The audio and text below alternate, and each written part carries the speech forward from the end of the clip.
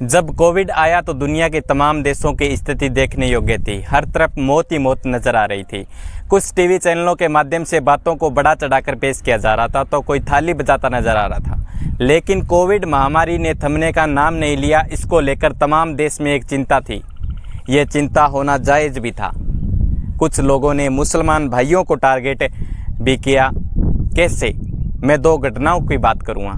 पहली घटना कर्नाटक के बागलकोट की है, जिसमें 3 मुसलमान मछुआरों को 10 से 15 लोग घेर लेते हैं और तीनों मछुआरे हाथ जोड़कर गिड़गिड़ाते हैं और किसी भी तरह समझाने की कोशिश करते हैं कि इस महामारी में हमारी कोई गलती नहीं है, लेकिन लोग चिल्लाते हैं छूना मत इन्हें, ये लोग ही कोरोना फैला रहे हैं। दूसरी घटना की मैं बात करूं तो दूसरी घटना उत्तराखंड के हल्द्वानी की है, जिसमें जावेद भाई आप अपनी दुकान उठा लो और यहाँ दुकान मत लगाओ, बड़ी दिक्कत हो रही है आप लोगों से, इन्हीं लोगों से बीमारी फैल रही है, उठाओ दुकानों को उठाओ। ये दोनों घटनाएं हुई तब बहुत सारे लोगों ने खुलकर सपोर्ट भी किया। इन घटनाओं की वीडियो वायरल की गई कि ये लोग कोरोना फैला रहे हैं। एक गलत माहौल बनाया गया, इनको टारगेट किया गया, कोरोना के नाम पर एक बढ़ती हुई दानवता का उदाहरण पेश किया। ये सब असल में लोगों को समझ ही नहीं थी कि हम क्या कर रहे हैं। वही सोशल मीडिया की बात करें तो सोशल मीडिया पर एक वीडियो भी तेज़ी से वायरल किया गया। मिलियन लोगों ने देखा और शेयर भी किया कि एक मुस्लिम अंकल है, वो फलों को थूक लगाकर बेच रहा है, जिससे कोविड फैल रहा है। लोगों की सोच और मानसिकता कोविड की तरह अंगड़ाइयाँ ले रही थी। इन सब झूठी बातों को लेकर इसके बाद असली शुरुआत हुई टीकाकरण की। लोगों में भारी खुशी की लहर थी कि वैक्सीन बन गई है। दिल्ली स्थित all India institute of medical sciences AIIMS के 34 वर्षीय सफाईकर्मी मनीष कुमार भारत में कोविड-19 की वैक्सीन लगने वाले पहले व्यक्ति बने। भारत में पहला मामला आने के लगभग 1 वर्ष बाद 16 जनवरी को भारत में सबसे बड़े टीकाकरण अभियान की शुरुआत हुई, जिससे जीवन अस्त व्यस्त करने वाली एवं जानलेवा इस बीमारी से उबरने की राह पर चलने की एक शुरुआत हुई।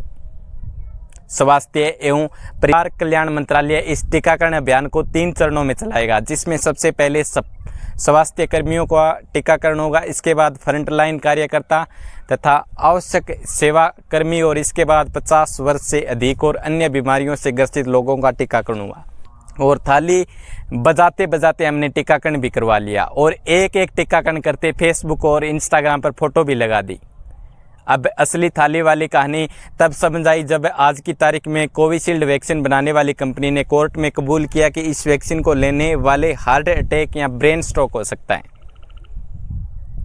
कोरोना की दवा बनाने वाली ब्रिटेन की फार्मास्यूटिकल कंपनी एस्ट्राजेनिका ने पहली बार स्वीकार किया कि उनकी कोविड-19 वैक्सीन से गंभीर साइड इफेक्ट हो सकते हैं।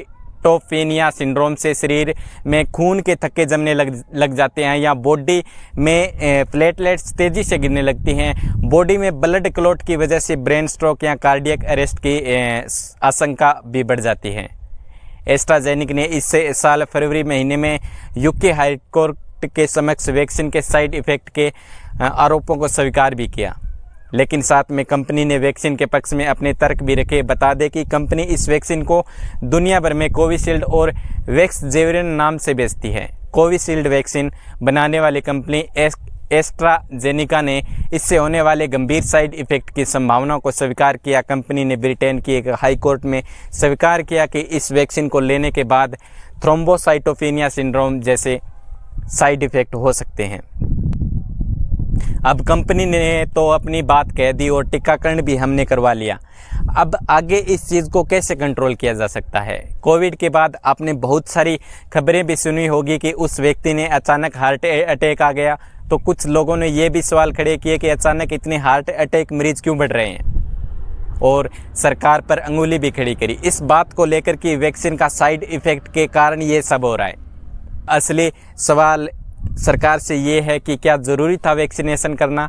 अगर ज़रूरी उस समय था भी तो ये साइड इफ़ेक्ट वाली बातें उस समय तो लागू नहीं हुई, अब क्यों हो रही है?